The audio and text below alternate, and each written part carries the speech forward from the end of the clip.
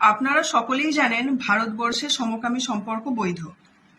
এখন এই সমকামী সম্পর্ক সম্পর্কে বেশ কিছু গুরুত্বপূর্ণ তথ্য আমি আপনাদের সামনে আজকে মেনশন করব, দয়া করে পুরো ভিডিওটা দেখবেন।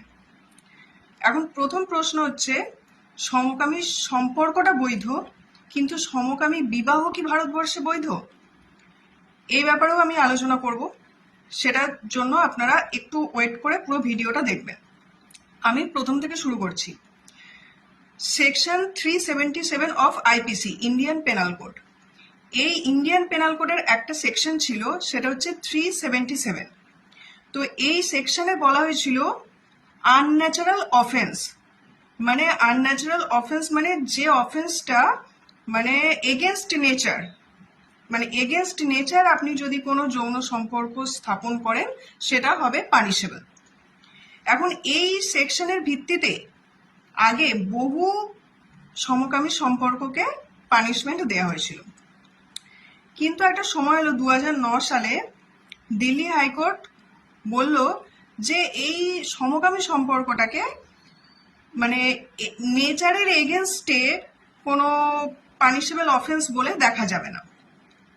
তো মাঝখানে এই দিল্লির রায়টাকেও খারিজ করে দিয়ে সুপ্রিম কোর্ট বলেছিল না, 377 বহাল থাকবে।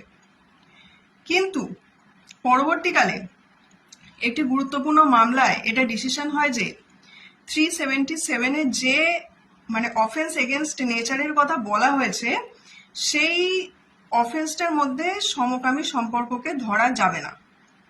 এবং বর্তমানে আইপিসি যেটা ছিল আগে ইন্ডিয়ান পেনাল কোড, সেটা পরিবর্তন হয়ে বিএনএস হয়েছে, ভারতীয় ন্যায় সংহিতা। তো সেখানে এই সেকশনটা, এই পার্টিকুলার 377 সেকশনটা কমপ্লিটলি ডিলিট করে দেওয়া হয়েছে, মানে ওই সেকশনটাই আর মেনশন নেই এখানে। তাহলে কি দাঁড়ালো?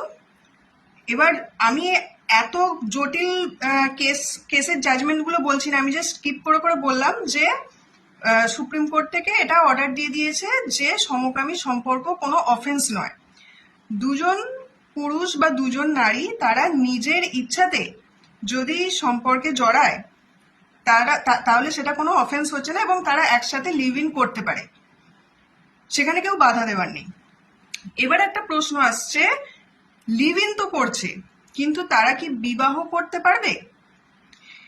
উত্তরটা হচ্ছে করতে পারবে কি পারবে না সেই সম্পর্কে সুপ্রিম কোর্ট কোনো ক্লিয়ার কাট মানে কোনো ডাইরেকশন দেয়নি। বরং সুপ্রিম কোর্ট এটা বলেছে, নতুন ধরনের যদি কোনো বিবাহের আইন তৈরি করতে হয় সেটা করার দায়িত্ব সুপ্রিম কোর্টের নয়, সেটা করার দায়িত্ব হচ্ছে সংসদের। সুতরাং সংসদ এই ব্যাপারে সিদ্ধান্ত নেবে। কিন্তু এখনো পর্যন্ত সংসদে এই ধরনের কোনো বিল পাস হয়নি যে সমকামীরা মানে ছেলে ছেলে বিয়ে, মেয়ে মেয়ে বিয়ে, এটা এখনো পর্যন্ত কোনো বিল পাস হয়নি। এখন কোয়েশ্চেন আসছে কি, অনেকেই এখন দেখতে পাওয়া যায় মানে সোশ্যাল মিডিয়াতে অনেক সমকামীরা বিবাহ করছে, কিন্তু এইটার কোনো বেস নেই। হয়তো তাদের কেউ বাধা দিতে যাচ্ছে না, বা বাধা দিতে গেলেও যে সেইভাবে কোনো পানিশেবল মানে তাদের এগেনস্টে কোনো পানিশমেন্ট আনা যাবে সেটাও নয়। কিন্তু ব্যাপারটা হচ্ছে কি, বিবাহের মেন উদ্দেশ্য কি? ধরুন একজন স্বামী স্ত্রী যারা বিবাহিত, সেখানে স্বামীর অবর্তমানে স্ত্রী কিন্তু স্বামীর প্রপার্টির অধিকার পায়, বা স্ত্রীর অবর্তমানে স্বামী সেই স্ত্রীর ওয়ারিশ হয়ে যায়। এই ব্যাপারটা কিন্তু কোনো সমকামী মানে কাপলদের ক্ষেত্রে পার্টিকুলারলি এটার কোনো নিয়ম নেই। হ্যাঁ, যদি এবার সেই সমকামী কাপল একে অন্যের নামে উইল করে দিয়ে যায় তাহলে সেটা ব্যাপার আলাদা, কিন্তু আইনত কোনো মানে উইদাউট এনি উইল যদি কেউ মারা যায় তাহলে কিন্তু তার যিনি পার্টনার ছিলেন তিনি কিন্তু কোনোভাবে আইনত সেই সম্পত্তির উত্তরাধিকারী হবেন না।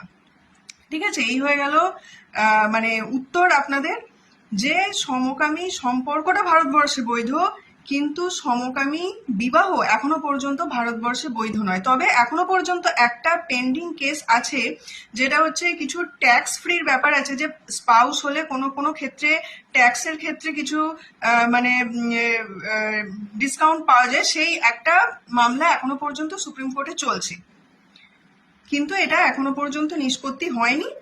আর এখনো পর্যন্ত বিয়ে করার মতো মানে বিয়ে করলে যে মানে আইনত যে স্বামী স্ত্রীর মধ্যে যে মানে অধিকারগুলো জন্মায়, সেই অধিকার কিন্তু এখনো পর্যন্ত সমকামীদের মধ্যে আইনতভাবে দেওয়া হয়নি। আমি অ্যাডভোকেট বিপাশা সোম, আপনাদেরকে আমি ছোট ছোট কিছু তথ্য দিয়ে আইন সম্পর্কে জানতে সাহায্য করি। আমার ভিডিও যদি আপনাদের ইনফরমেটিভ মনে হয়ে থাকে বা কিছু যদি জানতে পেরে থাকেন, দয়া করে আমার চ্যানেলটা একটু ফলো করে দেবেন।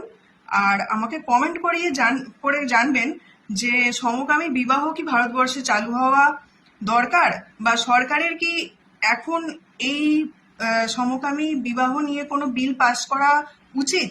এই ব্যাপারটা আমাকে কমেন্টে জানাবেন।